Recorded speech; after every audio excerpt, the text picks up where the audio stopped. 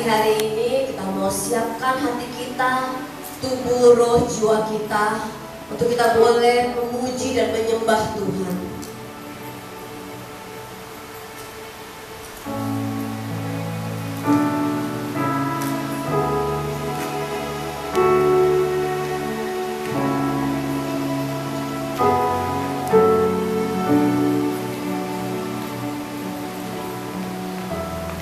Aku mau percaya karena kasih setiamu, hatiku bersorak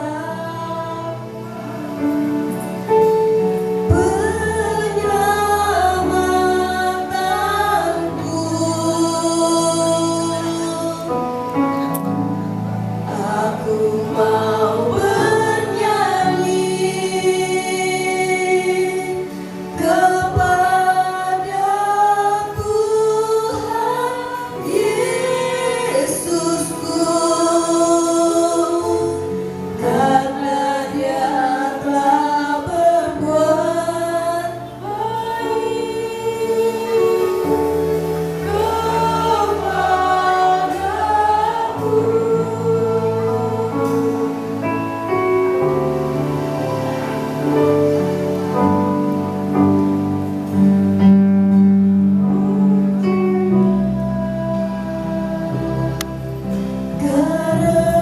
Karena kasih setiamu, hatiku bersorak karena penyelamatanmu. Aku mau bernyanyi kepada Tuhan Yesusku, karena Dia telah berbuat baik kepadaku.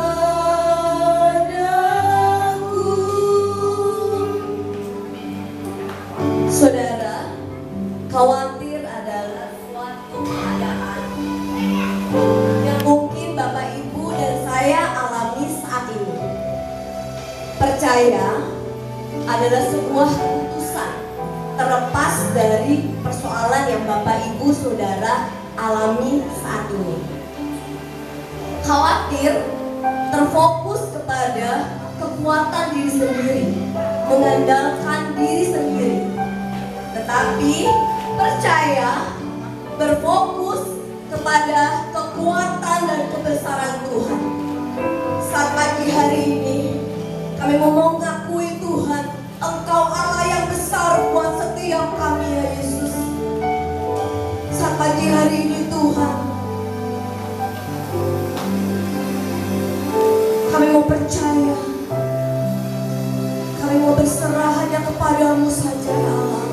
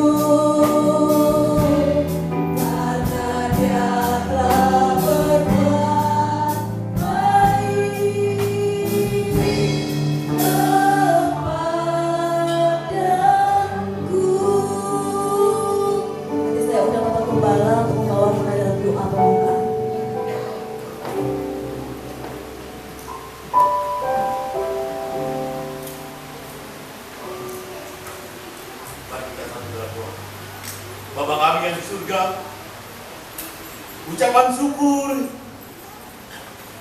yang keluar dari hati kami, mohon Engkau terima.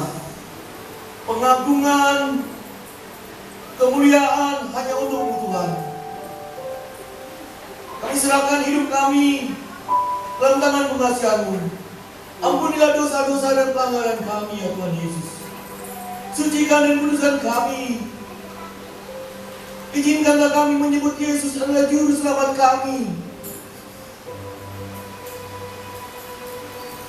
Kami ingin memuji Tuhan, kami ingin menyembah Tuhan, kami ingin mendengar firman Tuhan. Itulah kekuatan kami. Kami serahkan kebaktian ini dalam tangan pengasihan-Mu, ya Allah yang hidup. Kami yakin percaya, ya Tuhan Yesus, Roh Kudus akan mengurapi kami, pribadi pas pribadi. Sehingga hanya nama Tuhan yang diagungkan, dimuliakan dalam hidup kami. Dalam nama Bapa, Putra dan Roh Kudus, Allah yang Esa. Haleluya. Amin. Tetap dalam hati. Karena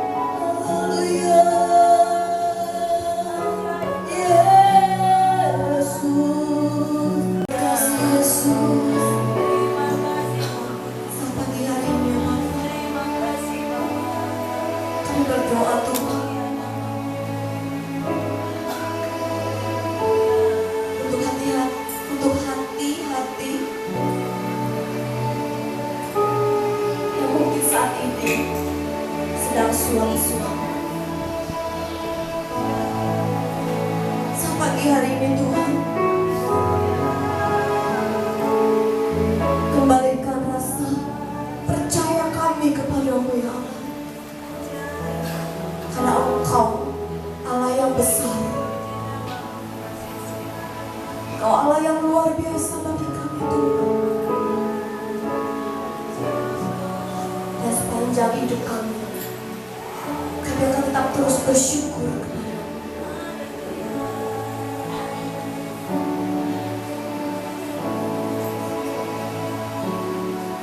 Bersyukur, bersyukur, bersyukurlah,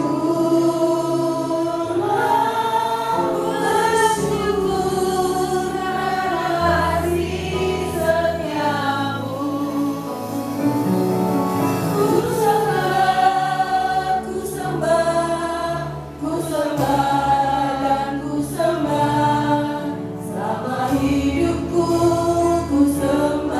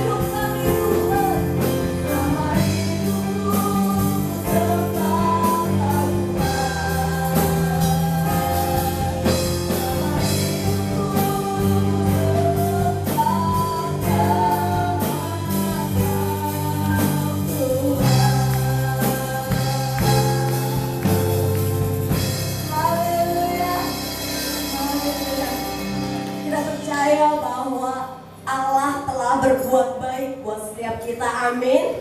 Apapun keadaan kita saat pagi hari ini, tetap meyakini bahwa Tuhan telah berbuat baik kepada setiap kita.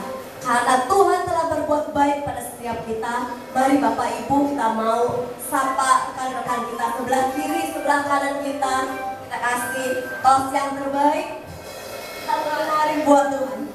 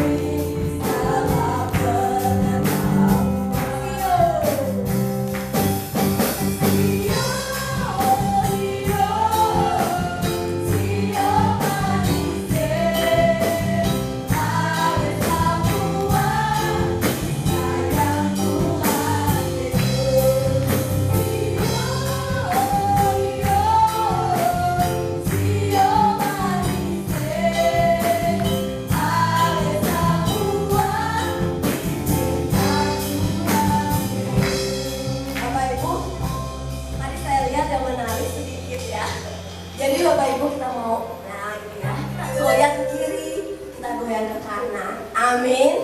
Kita mau menyanyi seperti Daud benar.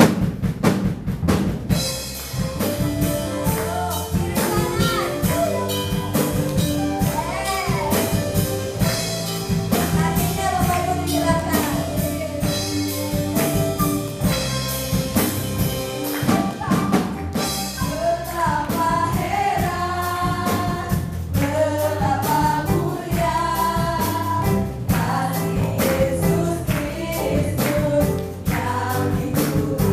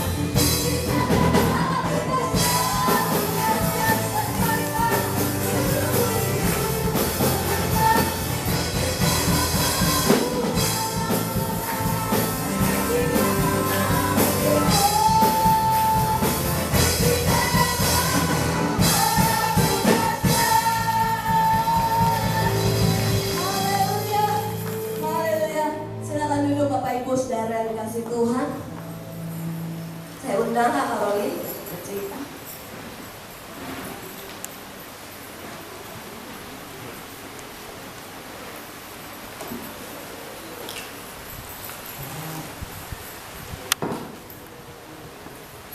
Shalom, selamat pagi saudara sekalian. Pagi hari ini saya akan membawakan satu cerita Man and Bull, manusia dan banteng. Seorang pria muda yang ingin sekali menikahi seorang wanita cantik. Pria ini merasa sudah menemukan cinta sejatinya dan dia memutuskan untuk menemui orang tua si wanita yang kebetulan adalah seorang petani. Pria ini ingin mendapatkan restu dari orang tuanya. Begitu bertemu si petani, tidak langsung begitu saja mendapatkan restu. Dia malah memberikan sebuah tantangan. Hei anak muda, kata si petani sambil menunjuk ke lahan sawahnya. Coba kamu berdiri di sana. Saya akan melepaskan 3 ekor banteng satu persatu. Kalau kamu berhasil menangkap salah satu dari ketiga banteng itu, maka kamu bisa menikahi putriku. Wah, pria muda ini sangat yakin dan penuh semangat. Langsung siap menerima tantangan itu. Ia berdiri di tengah-tengah lahan, menunggu banteng pertama keluar pintu. Pintu pun terbuka dan banteng yang pertama keluar. Tapi tunggu dulu. Ternyata banteng ini ukurannya sangat besar. Wajahnya terlihat garang dan dia tampak seperti banteng yang paling ganas yang pernah dilihat pria itu. Detik itu pun, itu akhirnya berpikir, aduh, mendingan tunggu yang kedua aja deh. Mungkin yang berikutnya lebih mudah ditangkap. Tidak lama kemudian, pintu kandang kembali terbuka dan keluarlah banteng yang kedua. Tapi kali ini pria muda itu malah makin terkejut karena banteng itu lebih ganas daripada banteng yang pertama. Dan dengan cepat ia memutuskan untuk menghindari dan berpikir bahwa banteng yang terakhir pasti lebih kecil dan lebih mudah ditangkap. Akhirnya pintu kandang terbuka dan keluarlah banteng yang ketiga. Banteng ini lebih kecil. Wah, si pria itu merasa percaya diri. Dia pasti bisa saya tangkap, gumamnya, sambil bersiap menangkap ekor si banteng. Saat banteng itu berlari mendekati pria itu, melompat ke samping dan mencoba meraih ekornya. Tapi apa yang terjadi?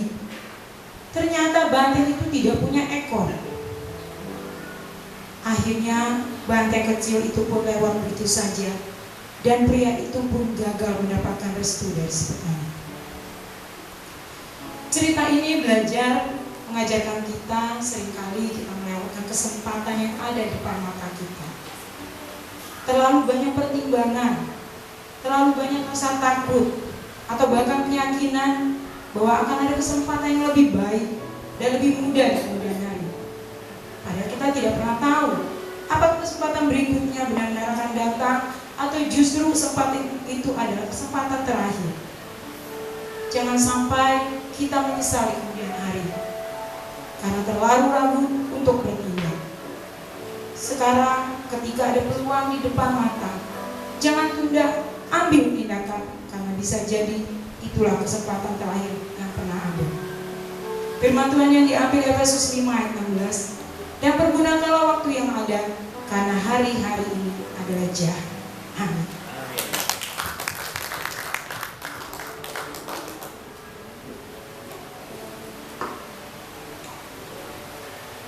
Terima kasih Kak Karolin untuk ceritanya. Dan Bapak Ibu Saudara dikasih Tuhan, terus kita.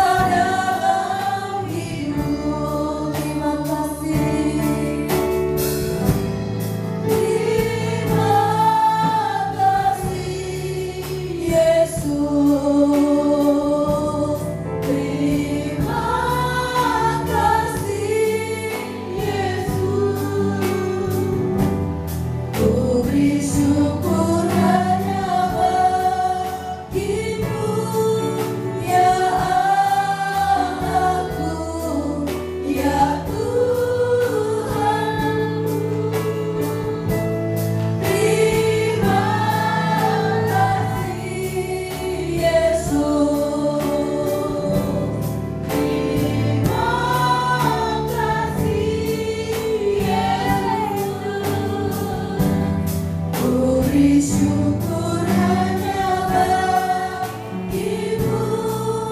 Terima kasih Yesus. Coba saya undang untuk bangkit berdiri. Yang dulu tak ku mengerti, sekarang kau buat mengerti.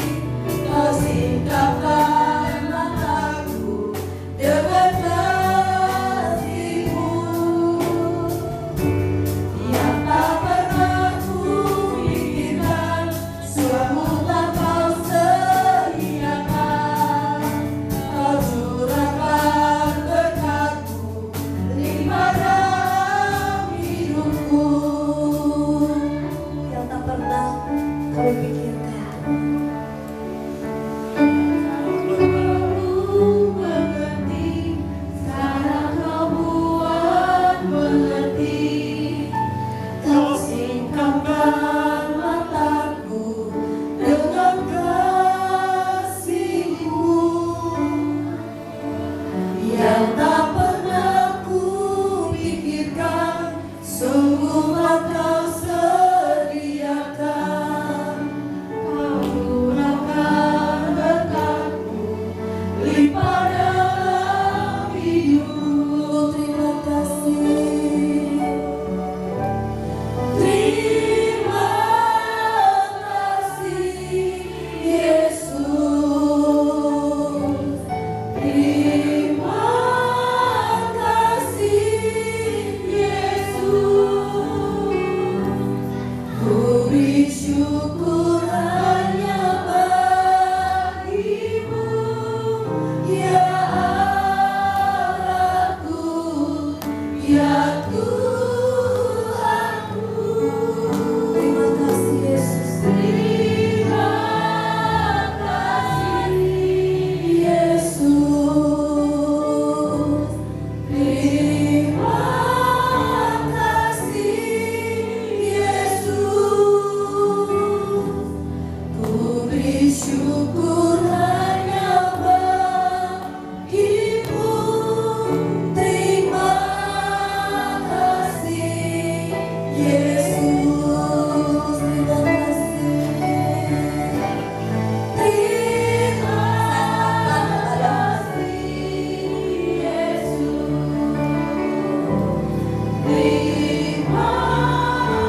Terima kasih Yesus.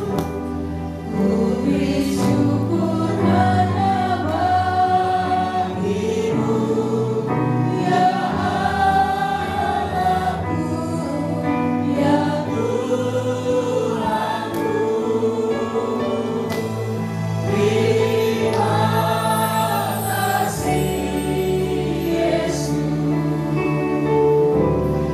Terima kasih Yesus.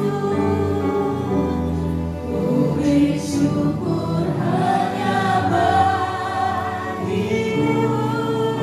Terima kasih Yesus.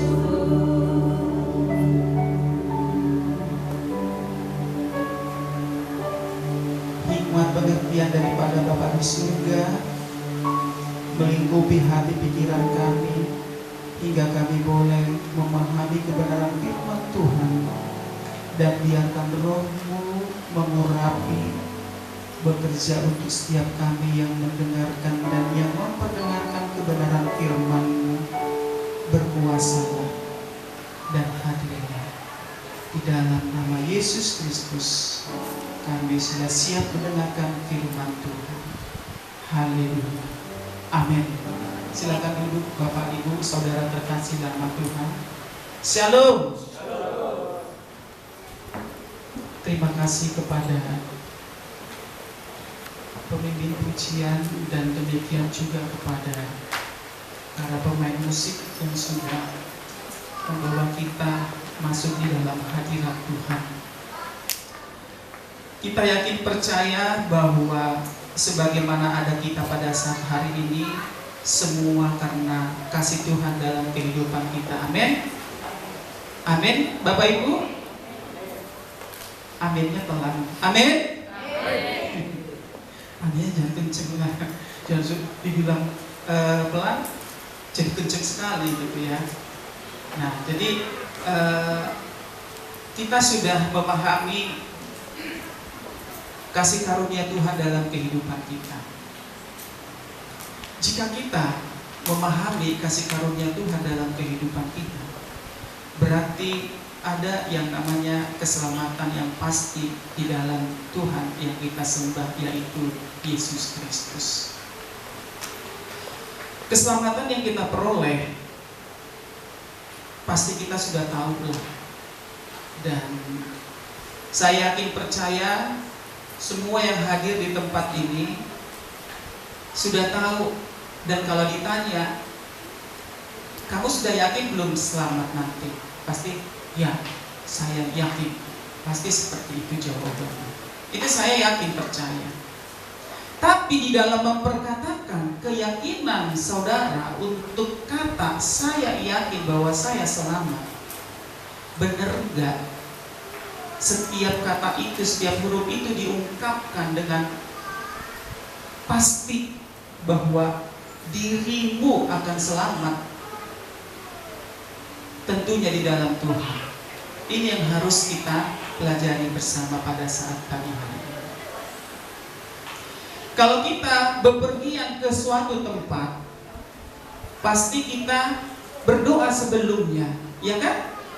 Kita berdoa, apalagi misalkan perjalanan yang jauh, apalagi naik pesawat. Yakin saya bahwa setiap kita bepergian itu, sebelum kita berangkat, ada di dalam hati kita begini, gimana ya nanti sampai nggak ke sana ya?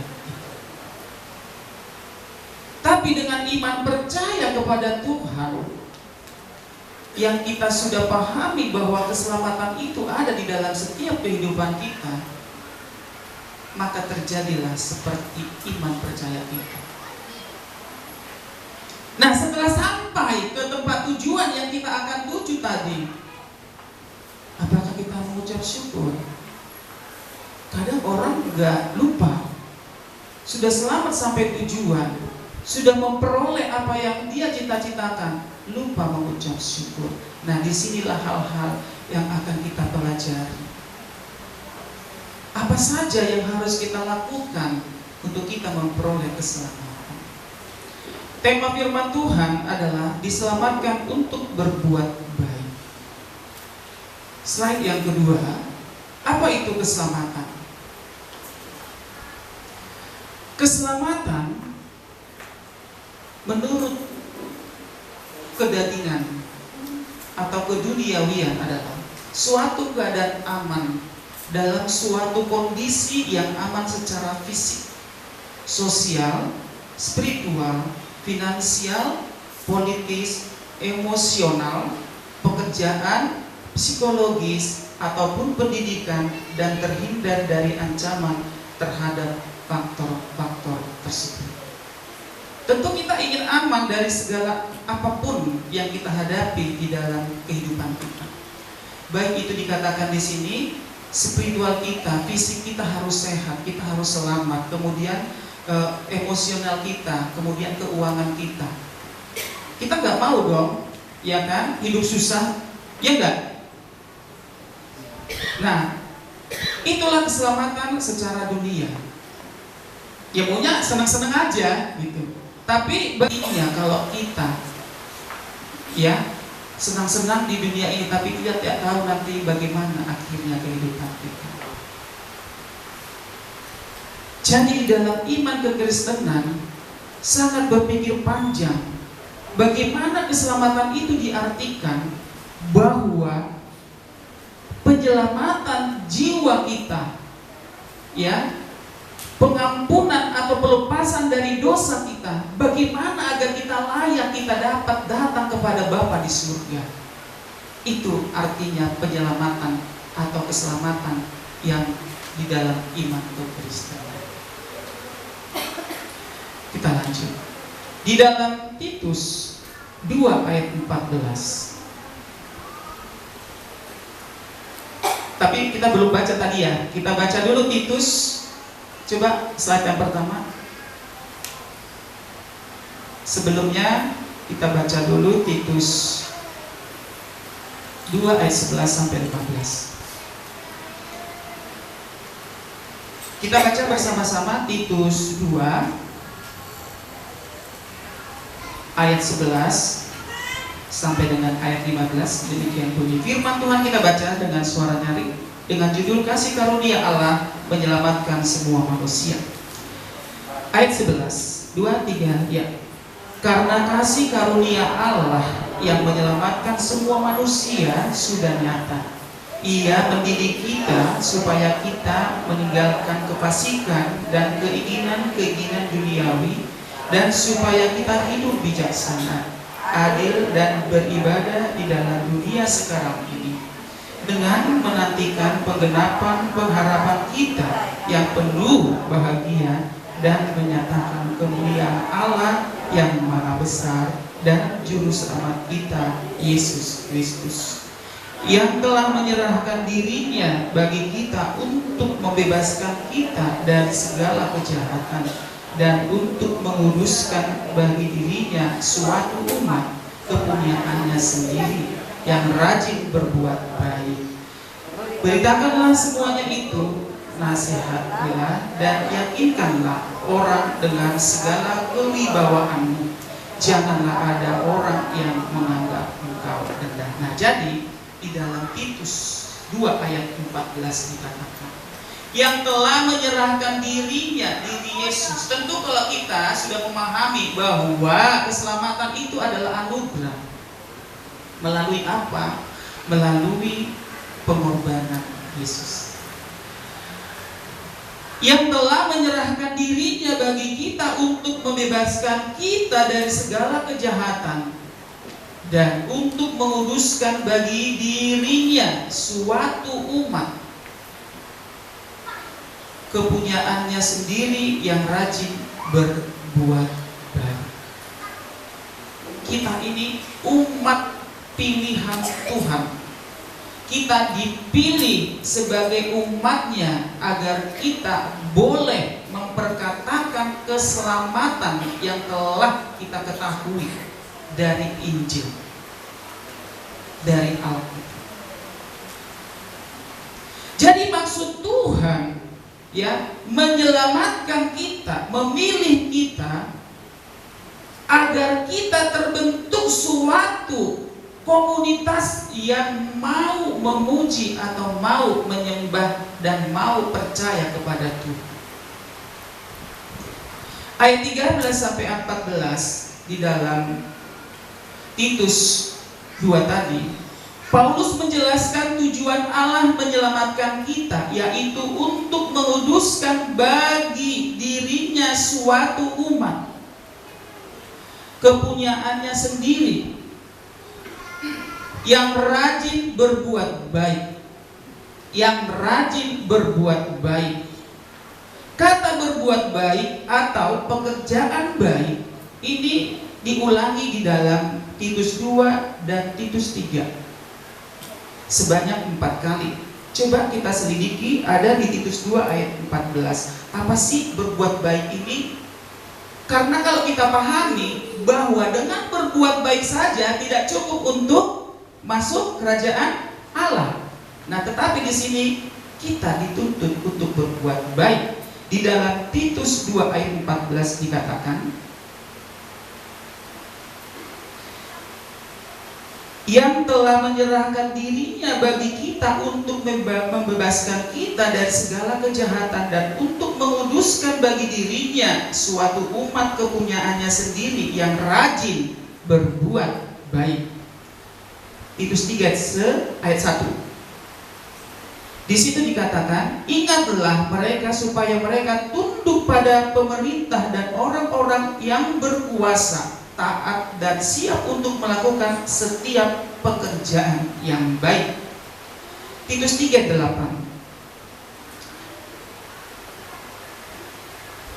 dikatakan demikian, perkataan ini benar dan aku mau supaya engkau dengan yakin menguatkannya agar mereka yang sudah percaya kepada Allah sungguh-sungguh berusaha melakukan pekerjaan yang baik.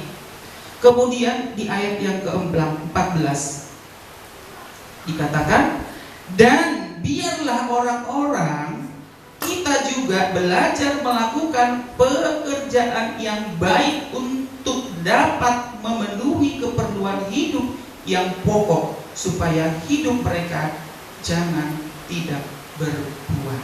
Jadi penting sekali Bapak Ibu Saudara terkasih dalam Tuhan, kita berbuat baik. Ya, kita berbuat baik seperti tuntutan firman Tuhan yang kita dengarkan pada saat hari ini.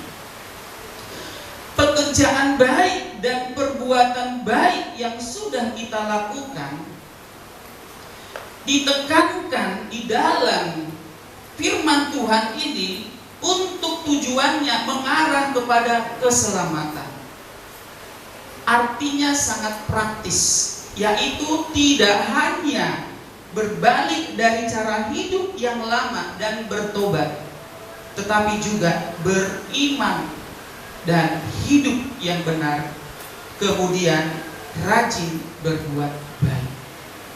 Ya, jadi keselamatan yang kita peroleh itu masuk di dalamnya kriteria perbuatan baik. Karena bila kita sudah merasa atau kita percaya kita selamat, maka buahnya adalah perbuatan yang baik. Seperti di ayat yang ke-14 dikatakan tadi, yang terakhir, supaya hidup mereka jangan tidak berbuah.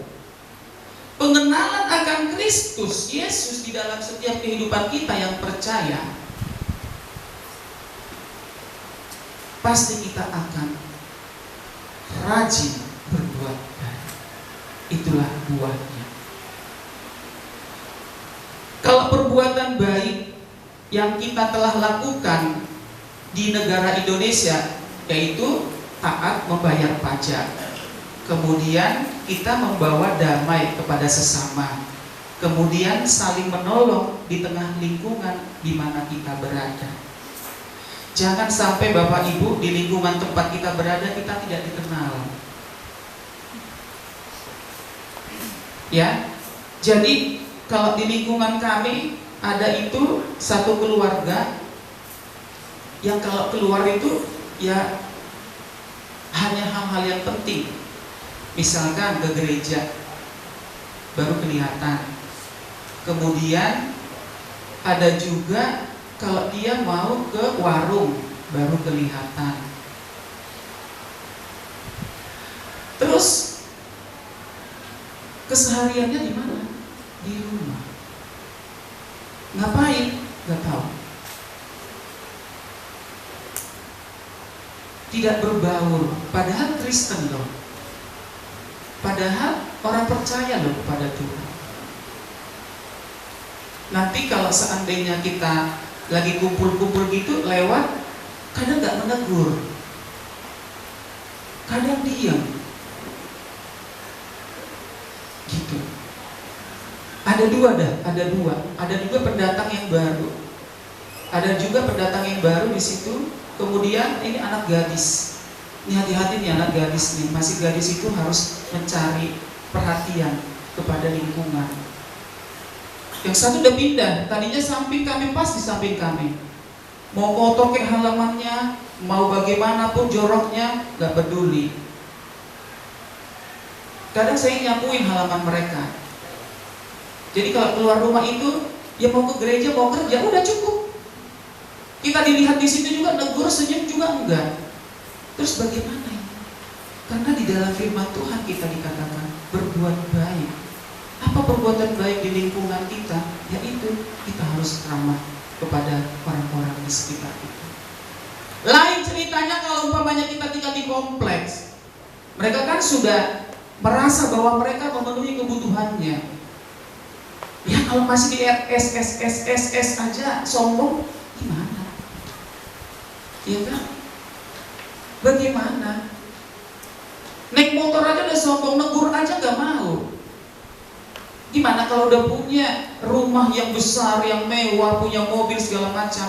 Waduh, bagaimana? Sehingga ada dampak yang ditimbulkan dari sikap orang ini.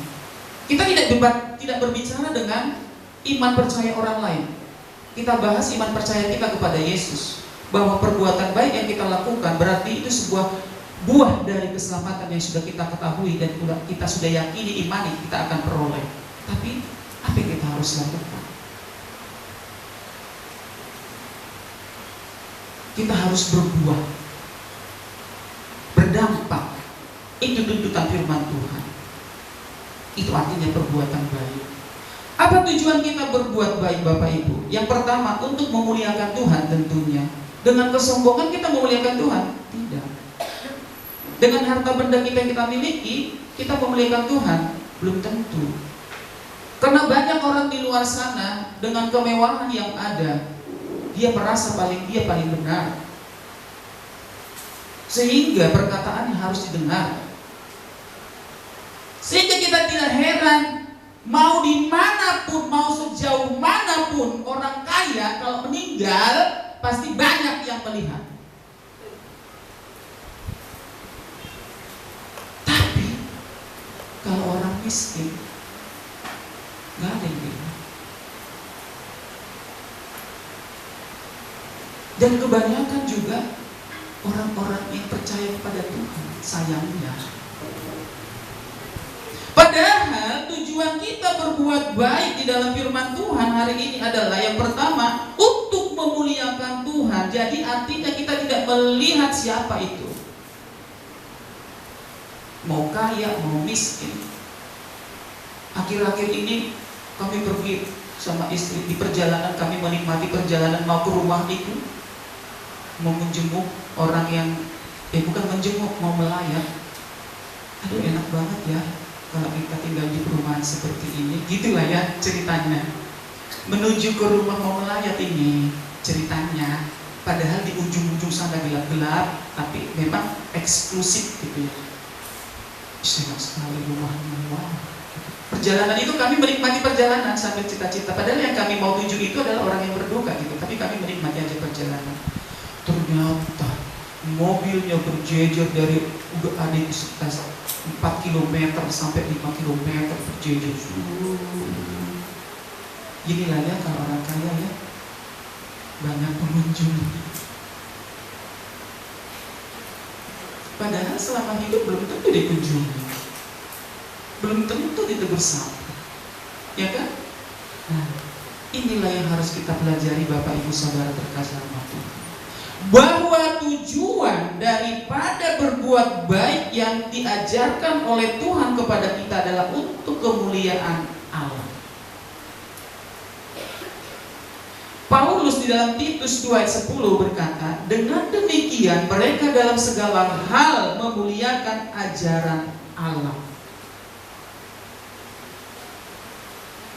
Memuliakan ajaran Allah. Matius 5 ayat 16. Yesus berkata, supaya mereka melihat perbuatanmu yang baik dan memuliakan Bapamu yang di surga. Jadi di dalam setiap perbuatan tingkah laku kita, perbuatan baik kita yang kita lakukan, di dalamnya kita memuliakan Allah. Hendaklah hidup kita memancarkan kemuliaan Allah, sehingga orang-orang memuji Allah serta menjadi percaya kepadanya. Melalui perbuatan baik, mari kita muliakan Allah saja. Saya ngomong Batak ini. Unang alani godang di artang jadi dan disang pohojo rumah. Tahu ya yang orang Batak ya? Tahu nggak, perlu penerjemahan? Jangan karena kebanyakan banyak hartamu jadi orang lain kamu anggap remeh.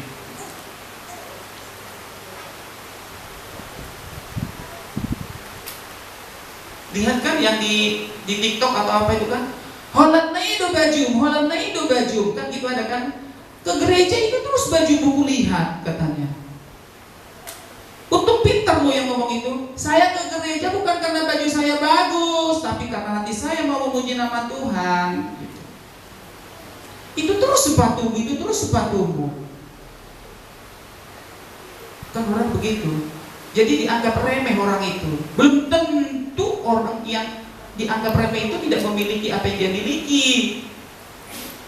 Jadi biasa saja. Karena tujuannya adalah bahwa kita berbuat sesuatu yang baik itu untuk kemuliaan bagi nama Tuhan.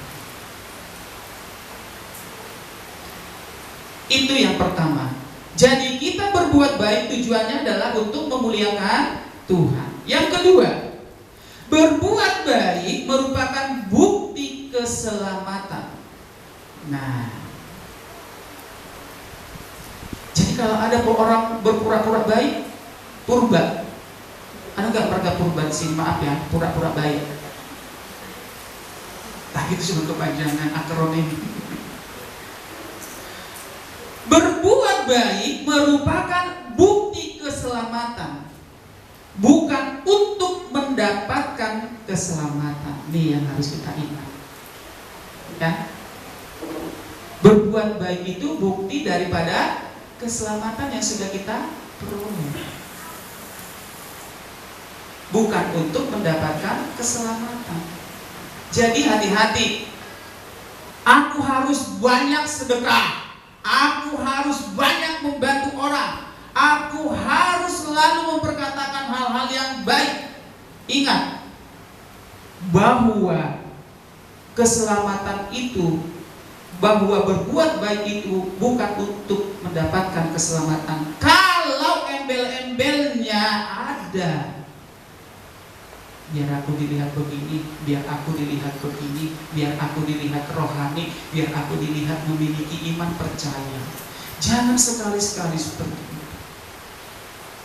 Berbuatlah segala sesuatu untuk kemuliaan bagi nama Tuhan. Sebab apa yang kita lakukan semata-mata untuk kemuliaan nama Tuhan. Sehingga tidak ada perkataan begini, aduh maaf, saya ngomong mami, tolong kalilah kamu, gajimu sama, terus pekerjaanmu mendetail katanya. Orang banyak begitu kepada saya. Aduh kamu yang dulu saya waktu yang di tempat yang lama, pulang malam jam 8, jam setengah 9, berarti gajimu gede ya, 10 juta katanya. Saya bilang amin. Karena perbuatan-perbuatan yang kita lakukan, perbuatan-perbuatan baik yang kita lakukan akan mendapatkan buah.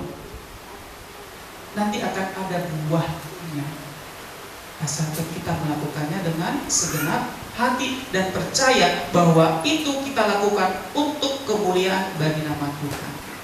Jadi orang menganggap remeh kita, kamu kerja begini banget, gajiku lebih gede dari kamu, tapi saya gak gitu amat. Itu urusanmu. Karena saya percaya kepada Tuhan saya bahwa apa yang saya lakukan itu untuk kemuliaan bagi nama Tuhan, bukan untuk saya mendapatkan gaji besar. Dengan sendirinya akan mengiringi Bapak Ibu terkasih dalam Tuhan. Perbuatlah hal yang baik dengan tujuan bukan untuk mendapatkan keselamatan. Sebab kita diselamatkan hanya oleh anugerah Allah. Anugerah gratis. Memperoleh keselamatan karena anugerah, bukan karena perbuatan baik. Ya, bukan karena perbuatan baik kita. Tetapi kita harus tahu bahwa keselamatan itu adalah buah dari perbuatan baik. Perbuatan baik itu bukan untuk mendapatkan keselamatan. Keselamatan itu adalah anugerah. Titus 2 ayat 11.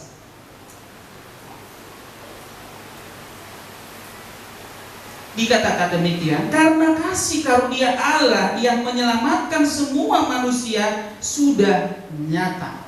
Nyata bagi orang yang beriman dan percaya kepada Tuhan. Titus 3 ayat 5 dikatakan demikian, pada waktu itu Dia telah menyelamatkan kita bukan karena perbuatan baik yang telah kita lakukan, tetapi karena rahmat-Nya oleh permandian kelahiran kembali dan oleh pembaharuan yang dikerjakan oleh Roh Kudus. Roh Kudus. Efesus 2 ayat 8 sampai 9. Saya bacakan untuk kita semuanya. Efesus 2 ayat 8 sampai 9. Demikian bunyi firman Tuhan. Sebab karena kasih karunia kamu diselamatkan oleh iman. Nah, iman itu bukan hasil usahamu, tetapi pemberian Allah. Itu bukan hasil pekerjaanmu. Jangan ada orang yang memegahkan diri. Karena Roh Kudus, karena iman percayamu, maka kita diselamatkan. Yang semata-mata keselamatan itu adalah karena anugerah. Namun jika iman kita tidak disertai perbuatan, nah ini yang harus kita hati-hati. Iman tanpa perbuatan bahwasanya hakikatnya adalah mati. Saya memiliki iman, saya percaya saya akan diselamatkan, tapi imannya dia tidak berbuah, maka dikatakan imannya hakikatnya adalah mati. Yakobus 2 ayat 17b. Jadi bagaimana kita yang sudah dikatakan memiliki keselamatan yang dianugerahkan oleh Tuhan kepada kita yang percaya, bagaimana kita menggunakan iman percaya kita? Jangan malah kita yang beriman kepada Tuhan, yang sudah yakin kita percaya, kita mendapatkan anugerah keselamatan, kita malah lebih apa? Lebih buruk dari orang yang tidak beriman. Mengapa saya katakan demikian? Karena pernah saya lihat bahwa yang percaya kepada Tuhan tidak berani menghadapi kenyataan yang ada. Atau melihat contoh. Ada orang kesurupan misalkan. Ya. Ada orang kesurupan. Kita malah takut. Kita punya iman. Katanya punya iman. Jadi pengalaman yang saya alami waktu di Cibubur berkemah itu berapa udah ada puluhan tahun yang lalu dan itu. Karena saya masih bekerja di restoran. Jadi saat itu gerimis-gerimis habis maghrib di perkemahan Cibubur. Jadi kita di situ sudah ibadah masing-masing di kemah sendiri karena kita seharusnya di lapangan, tetapi karena rintik-rintik kita di kemah masing-masing. Maka kita fokus di kemah kita. Terus saya mengingatkan waktu itu saya ada 2 atau 3 orang lah kami yang percaya Tuhan. Saya mengingatkan, ya teman-teman kita, ya jangan sampai melamun gitu ya. Terus kita ngobrol-ngobrol gitu ya, apa gitu. Terus langsung terdengar di kemah yang satu gitu. Terus itu kesurupan. Terus kemudian ada teman saya, aku takut. Jangan takut, tetap konsentrasi gitu. Saya ajak ngobrol gitu ya, bukan supaya ini. Tapi dia udah berpikiran bahwa itu mungkin akan datang ke dia juga gitu kan. Akhirnya sudah dari kemah yang satu, ini kemahnya agak jauh loh, Cibubur itu kok luas. Itu yang lain serempet satu lagi jadi 2. Saya begini, aduh teman saya nih, lihat saya ajak nyanyi apa segala macam, kena juga dia. Itu baru harahap, tapi maaf dia muslim. Kena juga dia. Akhirnya digotonglah ke aula 3 ini. Triok lah bertiga ditentangin begitu. Terus udah gitu dipanggil lah apa segala macam, ustaz apa segala macam itu dibilang kan. Saya dalam hati saya gini, aduh Tuhan, saya di sini minoritas gimana ya, gitu ya. Saya waktu itu bawa minyak urapan, gitu ya. Terus saya yakinkan diri saya harus melihat gitu Pak. Mata saya, matanya melihat saya. Matanya itu besar. Ku tatap juga. Ya kan? Tapi karena saya di situ mereka sudah lagi baca-baca gitu, akhirnya saya ya dari dekat-dekat aja gitu saya. Tapi dekat gitu saya. Dekat aja. Akhirnya malah teriak-teriak, sudah dibacain. Akhirnya malah teriak-teriak kencang. Anehnya itu yang merasuki dia itu bisa bahasa Cina, bisa bahasa Inggris, bisa bahasa Jepang, bahasa-bahasa dia tahu. Hebat juga ini, misalnya. Ya kan hebat. Nah di tengah-tengah seperti itu, bagaimana kita yang beriman kepada Tuhan? Saya pelototin juga orangnya. Akhirnya yang dua sadar, tinggal yang satu yang memang dia berbuat hal-hal yang tidak baik di situ. Ya, tidak berbuat baik di sekeliling itu. Jadi dimanapun kita berada, Bapak Ibu, Saudara terkasih sama Tuhan, jaga perbuatan, pembicaraan, tingkah laku kita. Ya, kalau kita percaya kepada Tuhan, kita beriman kepada Tuhan, ini tidak akan masuk ke dalam diri kita. Itu yang kita imani, kita percaya. Ternyata yang kesurupan itu membuang kotoran di tempat dia bersemayam, itu katanya sih begitu. Jadi ini yang perempuan nih, ya, yang datang bulan, jadi itunya dibuang di situ. Marah, bersihin itu, benar, di mana, didatangin lagi ke tempat, akhirnya disapu, dibersihin, udah pergi dia. Nah, di dalam saat sunyi senyap itu, bagaimana saya mau memperkenalkan kasih Tuhan kepada orang-orang di sini? Pikir saya begitu ya. Tapi sudah dikelilingi dengan mereka, akhirnya saya berubah. Tapi dengan dia melihat saya yang tadinya teriak-teriak, akhirnya saya juga lihat redah dia. Gitu. Ya. Nah, jadi perbuatan kita, ya, iman kita yang disertai perbuatan, tentunya itu perbuatan yang baik berdasarkan iman percaya kita, maka perbuatan baik itu akan berdampak, akan banyak dilihat orang. Oh iya, benar dia memiliki iman. Imannya bertumbuh, ya, dinamis. Itu yang kedua. Berbuat baik merupakan bukti keselamatan, bukan untuk mendapatkan keselamatan. Jadi, slide berikutnya, slide yang ke-8. Jadi, Bapak Ibu Saudara terkasih sama Tuhan, iman sejati itu pasti menghasilkan perbuatan baik. Udah pasti.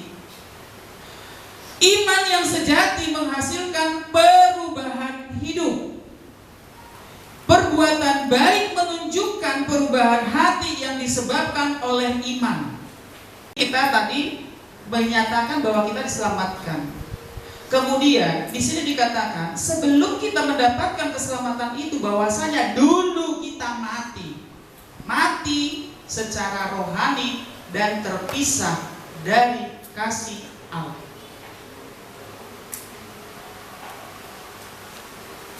Mengapa kita dikatakan mati? Karena pelanggaran dan dosa-dosa yang kita lakukan. Karena kita mengikuti jalan dunia. Karena kita mentaati penguasa-penguasa kerajaan angkasa, yaitu roh yang bekerja di antara orang durhaka. Yang kelima, kita menuruti hawa nafsu daging dan menuruti kehendak daging dan pikiran yang jahat. Apalagi Bapak Ibu Saudara terkasih sama Tuhan, nanti ke depannya dunia ini akan semakin jahat.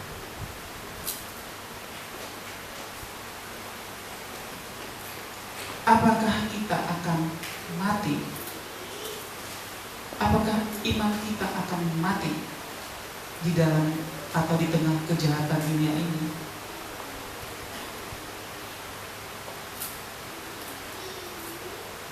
Jangan dikatakan mati iman kita.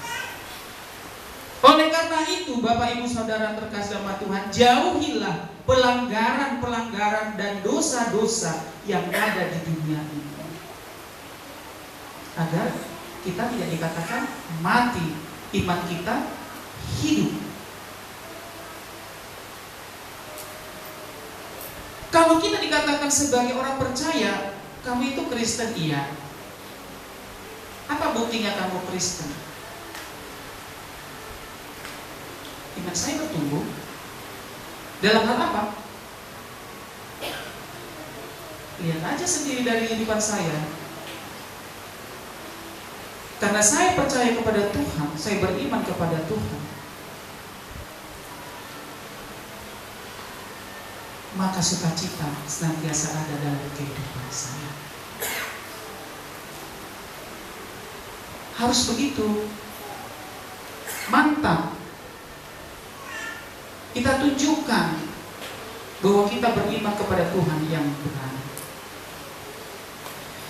Pelanggaran-pelanggaran dan dosa-dosa yang kita lakukan dan mengikuti jalan dunia, kemudian mentaati penguasa-penguasa kerajaan angkasa, menuruti hawa nafsu daging dan menuruti kehendak daging dan pikiran yang jahat. Inilah penyebab mengapa kita dikatakan mati, yaitu karena kita masih hidup dalam dosa. Oleh karena itu perlu pembaharuan. Sekarang pertanyaannya, mengapa Allah menyelamatkan kita? Mengapa Allah menyelamatkan manusia?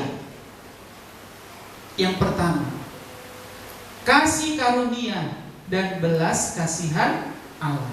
Karena kasih karunia dan belas kasihan Allah, bukan karena perbuatan baik, kekuatan kita, kepintaran kita.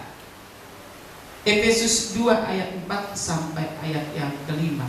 Karena perbuatan baik,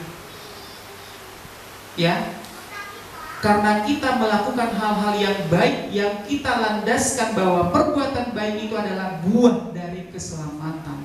Oleh karena itu kita diselamatkan oleh Allah. Yang kedua, pemulihan hubungan dengan Allah.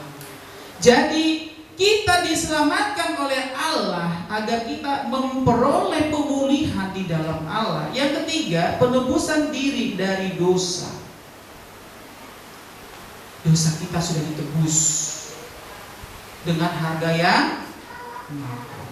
Yang keempat, anugerah keselamatan.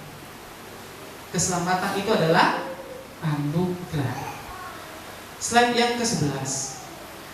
Alasan Allah menyelamatkan manusia melalui Yesus Kristus adalah bukti bahwa Allah begitu mengasihi umat manusia. Untuk itu Ia mengirimkan putranya yang tunggal sebagai juru selamat yang memulihkan hubungan manusia dengan Allah. Penyelamatan manusia melalui Yesus Kristus mengajarkan beberapa hal. Di antaranya adalah bahwa manusia dapat memperoleh keselamatan dan hubungan yang baik dengan Allah melalui iman pada Yesus Kristus. Tapi nyatanya Bapak Ibu Saudara terkasih Tuhan, semakin hari semakin banyak yang tidak beriman kepada Yesus Kristus. Padahal dinyatakan dengan di sini untuk memperoleh keselamatan dan hubungan yang baik dengan Allah, kita beriman melalui Yesus Kristus. Kadang saya kalau umpamanya melihat internet atau membaca itu ya, apalagi diberitakan negara ini semuanya sudah tidak percaya, maksudnya sudah banyak yang tidak percaya gitu ya. Kadang saya berpikir begini, apa ya penyebabnya? Apalagi katanya kayak di negara-negara yang maju itu ateis semakin banyak sekarang berkembang, tidak memiliki iman percaya kepada Tuhan. Semoga kita di Indonesia ya semakin banyak jiwa-jiwa yang dimenangkan. Amin. Tentu dengan perbuatan baik didasarkan keselamatan yang daripada Tuhan dan iman percaya kita kepada Tuhan kita tunjukkan. Slide yang ke-12, yang nomor 2 yang terakhir.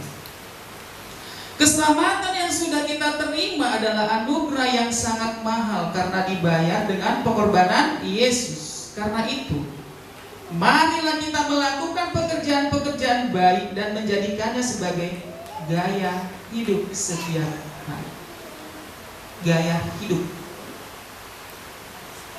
Saat ini ada orang banyak yang hidup dalam kesusahan, keputusasaan, ketakutan, dan kebingungan.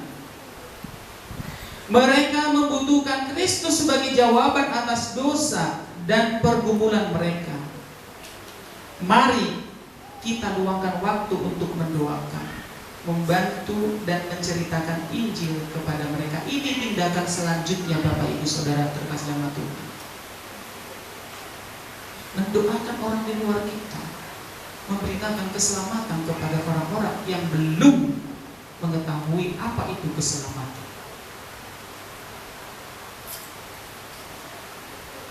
Jadi kalau 2-3 minggu atau bulan yang lalu itu saya itu kalau melihat apologet ya yang lagi sekarang lagi itu ya, yang apologet yang 3 orang itu loh, kan lagi di YouTube itu lagi santai-santainya itu bagaimana menginjili lewat media atau YouTube gitu kan. Orang saya gendut gitu loh kok dengarnya ya.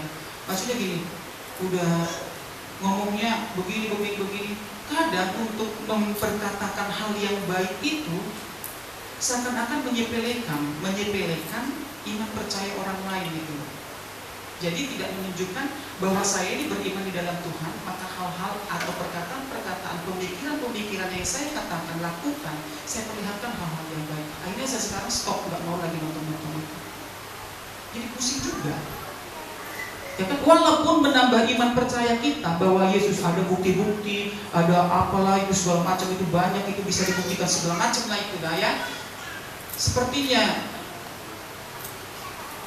kalau menurut saya itu ke arah-arah yang memang mengajak kita sebagai umat pilihan Tuhan semakin berpikiran kritis, berpikiran keras bahwa bagi saya harus begini dengan perbuatan-perbuatan atau perkataan-perkataan yang keras. Sebenarnya di dalam Tuhan itu, ajaran Tuhan itu kasih. Kasih itu lemah, lembut. Bukan dengan kekuatan, keserangan kita, tetapi karena kasih daripada Tuhan. Sampai ngomong apa lagi yang kurang benar gitu di situ. Tapi puji Tuhan banyak yang bertobat dengan media itu, ya. Nah, jadi di sini kita diingatkan kembali Bapak Ibu Saudara terkasih sama Tuhan, kita sudah mendapatkan keselamatan dan kita sudah terima anugerah keselamatan melalui Yesus Kristus, pengorbanannya dengan darah yang mahal tersebut. Apa yang harus kita lakukan tadi? Kita, ya, mau bergumul dengan penderitaan orang lain. Kita mau mendoakan, membantu orang lain. Saya nggak punya apa-apa, bantu dengan apa yang ada pada dirimu, dengan doamu, dengan ucapan positifmu kepada orang yang membutuhkan. Jangan dibilang, aduh aku sudah susah, udah pergilah sana lah. Aku sudah susah, kau susahin lagi, gitu kan?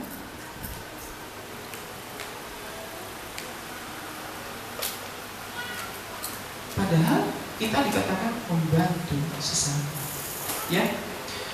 Contoh yang terakhir, contoh perbuatan baik yang harus kita lakukan. Ini berdasarkan firman Tuhan. Di dalam Roma 12 ayat 21 sudah saya ringkas. Apa isinya? Kita harus dapat mengalahkan kejahatan dengan kebaikan. Hanya ajaran iman Kristen yang menyatakan seperti ini. Dapat mengalahkan kejahatan dengan kebaikan. Mazmur 34 ayat 14, menjaga lidah terhadap yang jahat, lidah. Menjaga bibir terhadap ucapan yang menipu. 1 Korintus 15 ayat 33, jangan bergaul dengan hal-hal yang buruk. Ini pemuda-pemudi nih, sudah tahu buruk, digaulin, jadi buruklah. Berdampaklah ke keluarga, berdampaklah ke lingkungannya, ya kan? Anak-anak muda sekarang ini memang sangat-sangat luar biasa, lebih pintar jadinya dari kita memang. Apa sih? Ya, kenapa? Karena sudah bergaul dengan temannya,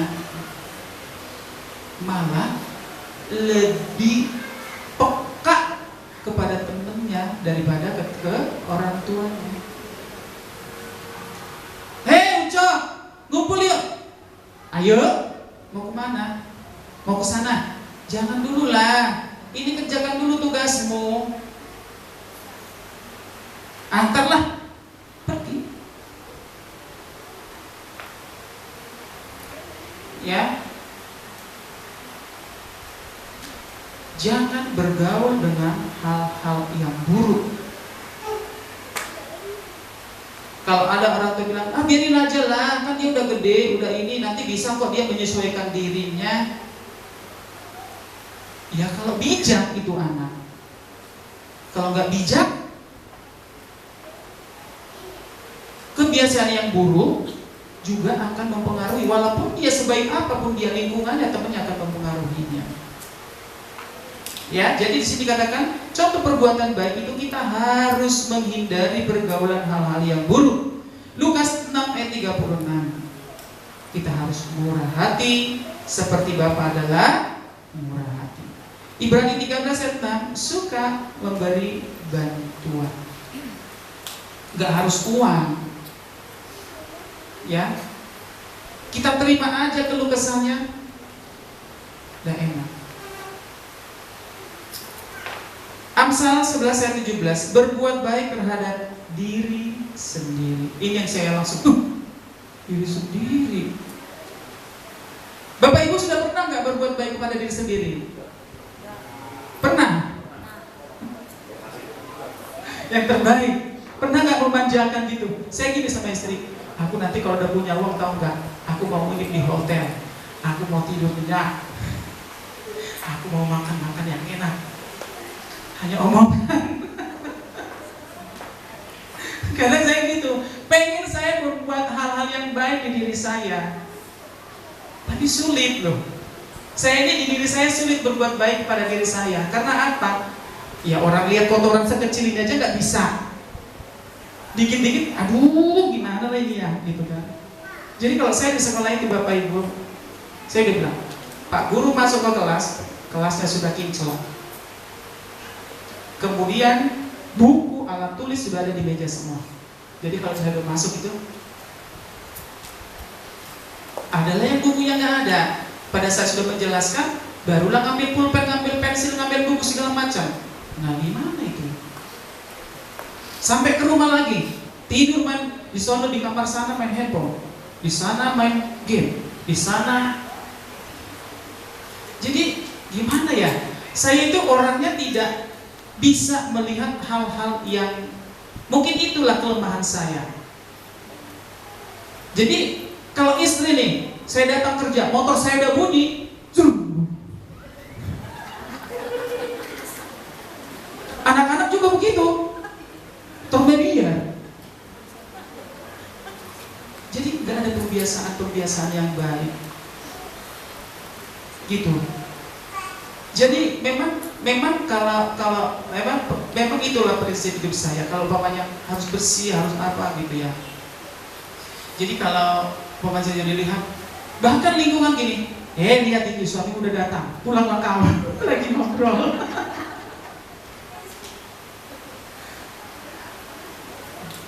Gitu kan? Karena ada istri orang lain ya, bukan istri saya. Kalau istri saya itu baik. Nah jadi kalau udah pulang kan dikasih minum air hangat gitu ya, enak ya udah pulang kerja, udah capek gitu ya. Itu kan enak kita sampai ke rumah. Ya itulah hal-hal yang kita inginkan di dalam kehidupan kita. Nah kita di sini dikatakan tadi berbuat baik terhadap diri sendiri. Katanya kayaknya kita pengen refreshing gitu ya, refreshing. Kapan kita mau refreshing ya? Oh, kata Ibu Gembala kita nanti mau refreshing keluar. Iya, kita memanjakan diri kita dulu ya, berenang. Nanti kalau berenang nanti Ibu Nelly nanti bagi-bagi duit. Saya dapat duit. Dapat duit 50.000 dapat. Ya. Enak sepertinya kalau kita memanjakan diri sendiri. Yang terakhir, Yohanes 1:11. Jangan meniru yang jahat. Barang siapa berbuat jahat, maka ia tidak akan pernah melihat Allah. Seram ini firman Tuhan. Jangan meniru yang jahat. Barang siapa berbuat jahat, maka ia tidak akan pernah melihat Allah. Ya, jangan meniru-niru yang jahat. Ya, anak muda, saya ingatkan, jangan meniru yang jahat. Nanti kalau kamu terus meniru yang jahat, kamu tidak akan pernah melihat Allah. Jadi Bapak Ibu Saudara terkasih dalam Tuhan, kita diselamatkan. Kita harus membuktikan bahwa keselamatan itu sudah ada dalam kehidupan kita. Maka kita harus berbuat baik. Jangan berpikiran perbuatan baik kita akan mendatangkan keselamatan. Keselamatan itu adalah anugerah. Anugerah yang diberikan secara cuma-cuma. Oleh karena itu bagaimana? Kita harus memiliki iman yang bertumbuh, memperkatakan hal-hal yang baik, menunjukkan bahwa kita ini sudah diselamatkan melalui perkataan perbuatan kita kepada orang-orang di luar diri kita, agar nama Tuhan dipermuliakan. Amin. Demikian bunyi firman Tuhan. Bersatu. Kami bersyukur Tuhan, karena lewat karunia penyelamatan yang daripada Tuhan, sehingga kami memiliki iman percaya yang bertumbuh, sehingga keselamatan yang kami pahami bukan hasil perbuatan baik kami. Tetapi karena kami mengetahui bahwa kami sudah memperoleh keselamatan, maka kami melakukan hal-hal yang baik. Hal-hal yang baik yang berkenan di hadapan Tuhan, yang memuliakan nama Tuhan, yang mampu kami perlihatkan kepada sekeliling kami dimanapun kami berada, bahwa kami sudah diselamatkan. Kami tidak mati, kami hidup di dalam kasih anugerah Tuhan yang memiliki hubungan yang intim, yang baik kepada Tuhan. Kami percaya kepadamu ya Bapa, bahwa keselamatan yang kami peroleh melalui darah yang mahal pengorbanan Yesus Kristus semakin mengubahkan iman percaya kami untuk lebih percaya, berpengharapan percaya hanya kepada Tuhan Yesus. yang menjadikan segala sesuatunya baik di dalam kehidupan kami. Terima kasih Tuhan. Biarkanlah iman kami bertumbuh melakukan hal-hal yang baik, karena Tuhan sudah menyelamatkan hidup kami. Terima kasih Tuhan. Terpujilah nama-Mu. Di dalam nama Tuhan Yesus Kristus kami sudah berdoa dan mengucap syukur. Haleluya. Amin.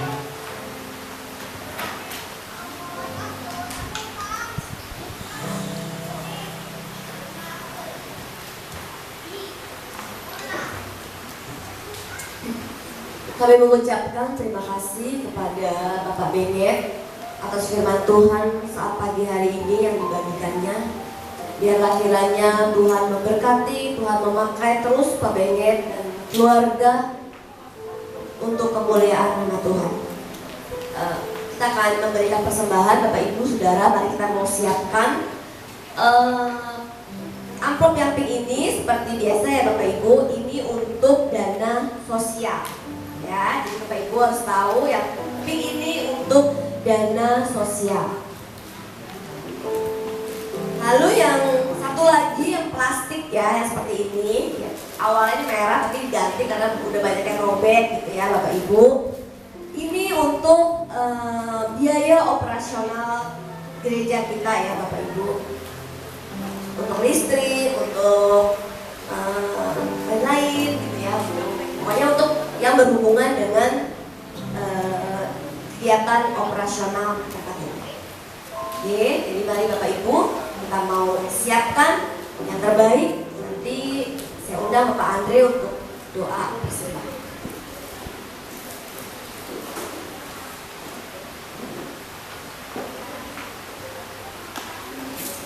Mari kita berdoa. Kita angkat persembahan kita. Tuhan, kami membawa korban persembahan kami ke hadapan-Mu pada saat pagi hari ini. Kami membawa syukur kami di hadapan-Mu, karena lebih daripada semua itu Tuhan adalah hidup kami semata-mata juga adalah pemberian daripada Tuhan yang harus kami pertanggungjawabkan dalam seluruh kehidupan kami di hadapan-Mu. Biarlah hidup kami memuliakan Tuhan dan persembahan kami juga boleh memuliakan nama Tuhan. Terima kasih Bapa, kami mengucap syukur. Kami bawa korban persembahan kami dalam nama Tuhan Yesus Kristus. Amin.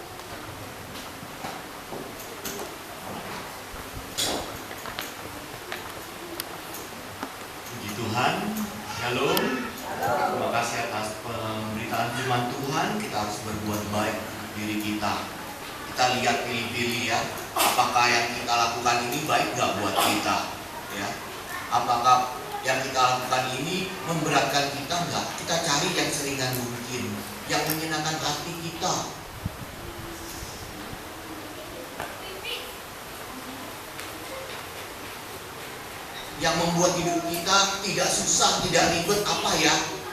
Tapi nama ada, orang hormati kita. Tapi kalau kita dengar firman Tuhan, Tuhan Yesus berbuat baik apa? Dia mau merendahkan dirinya, dia mau ribet, dia mau bersusah-susah, dia mau capek, mengorbankan dirinya untuk berbuat baik bagi kita. Saudara nanti bisa pikir, terima kasih Pak Benet atas perenungan firman Tuhan kita. Yang mana yang kalian pilih ada di tangan kalian. Ingat, setiap berkat Tuhan yang saudara punya itu pasti akan dituntut kembali dari Tuhan. Apa yang ingin kita lakukan? Puji Tuhan, terima kasih. Terima kasih juga buat sang leader singer. Terima kasih. Sebelum saya pengumuman, saya mau cerita kembali karena cerita tadi baik sekali ya. Man and the wolf, ya. Manusia, laki-laki dan banteng. Ya. Izinkan Kakak Rolin saya cerita kembali. Ya, cerita versi saya. Ada seorang raja mempunyai putri yang cantik, dan putri ini ingin dimiliki oleh seorang pangeran. Pangeran yang gagah berani, dan dia punya kemampuan, dia punya kerajaan juga, tapi dia belum punya permaisuri dan dia ingin melamar permaisuri tersebut, putri dari raja tersebut. Dan si raja memberi 3 tes. Raja bilang gini, kalau kamu bisa pegang buntut banteng tersebut dengan menghitung 1, 2, 3, maka kamu bisa dapat permaisuri saya. Kamu sanggup? Sanggup, katanya. Dia masuk ke gelanggang, ada banteng di lapangannya, banteng sudah lihat, dia begini, wah, bantengnya besar sekali, banteng yang dewasa, yang nggak gusak-gusuk, matanya tertuju padanya. Fokus banteng ini, tanduknya lancip besar, runcing, mengerikan, kakinya gagah, punduknya lebar luar biasa, banteng yang besar sekali. Dia maju, dia mau pegang, tapi karena bantengnya dewasa sudah dia tenang menghadapi muda. Dia gini, susah. Akhirnya dia angkat tangan. Raja, gantilah banteng yang kedua lah. Ini besar, susah sekali saya nggak bisa pegang buntutnya. Oke. Banteng yang kedua memang lebih kecil dari banteng, tapi gesit, lincah. Waduh, dia pegang nggak bisa, dia mau ini dong, dia mau lawan dua, nggak bisa. Wah, dia susah payah. Ya, nyerah, saya nyerah. Udah banteng yang ketiga aja. Banteng dia lebih kecil, tapi nggak ada buntutnya. Wah, katanya nggak apa-apa deh. Karena dia cintanya, dia sudah bilang, saya cinta banget sama permaisuri, sama putri itu. Saya sangat sayang, saya sangat benar-benar, saya akan menyerahkan hidup saya untuk dia. Saya akan mengorbankan semuanya demi banteng yang ada buntutnya. Saya akan coba, benar. Dia coba dia tangkap, dia gigit buntutnya yang kecil itu yang cuma ini. Terus raja kita bilang 1, 2, 3, 1, 2, 3, ya lepas lagi. Dia tangkap lagi, dia gigit lagi, 1, 2, 3, lepas lagi. Bapak Ibu, cerita ini mungkin beda dengan yang tadi, tapi maknanya hati-hati dengan perkataan. Apabila saudara-saudara bilang, saya mencintai Tuhan Yesus, saya ingin melayani Tuhan Yesus, saya ingin menyerahkan hidup saya kepada Tuhan Yesus. Tuhan kan tes, kamu benar? Kita coba. Gak puji Tuhan, kemarin kita udah rapat, begitu banyak pelayan Tuhan yang mengeburu ingin mengambil bagian dalam pelayanan. Saya. Oh, puji Tuhan. Besok minggu pertama saya akan umumkan siapa-siapa aja yang menjadi koordinator, ada yang begitu banyak. Saya senang sekali tadi malam. Puji Tuhan. Terima kasih Kak Karolin ceritanya, membuat saya makin semangat menurut Tuhan Yesus. Amin. Amin. Minggu besok, minggu pertama kita akan perjamuan kudus. Siapkan hati saudara. Siapkan, kita akan bersama-sama memuji Tuhan. Dan ada beberapa program yang akan saya sampaikan. Biar nama Tuhan dimuliakan. Ya, tadi ada bocoran sedikit. Tahun 2025 ini memang kita berjanji kita akan ada outing. Tinggal dicari waktunya. Ada kesepakatan kita di akhir tahun, pergantian tahun kita outing gitu ya. Tuhan nanti kita atur, kita jadi pergantian waktunya di tempat lain dulu.